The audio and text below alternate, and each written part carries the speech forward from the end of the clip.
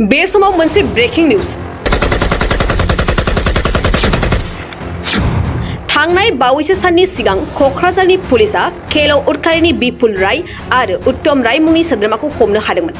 क'क्राझार पुलिसा बिसोर सानैखौ हमनायनि उनाव खेल'नि सासे सोद्रोमाखौ दिनै हमनो हाबावदों। नंगौ, बे समाव मोनसे गिदिर ब्रेकिं निउज। कसुगाव पुलिस आरो क'क्राझार पुलिसनि जथायै संदाननायाव खेल'नि शान्तनु महन रायखौ हमनो हादों।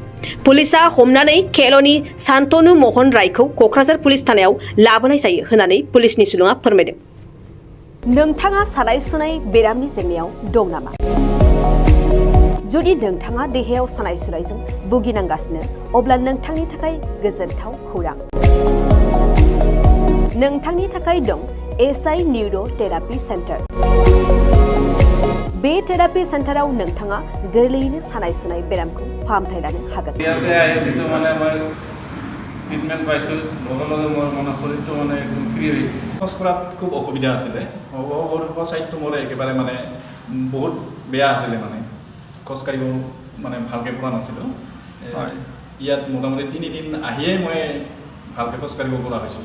सिं सानाय, आफादावरि सानाय, मोदोम जरा सानाय, आइजोफोरनि जेंना, खर' सानाय बायदि बायदि बेरामखौ बे सेन्टाराव फाहामनाय जायो। एसआइ निउर' थेरापि सेन्टारा चिरांनि बेंटल सापागुरियाव दं। बे सेन्टाराव थानानैबो फाहामथाय लानो हानायनि सुबिदा दं। जुदि नोंथाङाबो फाहामथाय लानो लुबैदोंब्ला नैबे मबाइल नम्बर 7620160459 नङाब्ला 9476977956 आव थोंजोङै जगाजग खालामनो हागोन।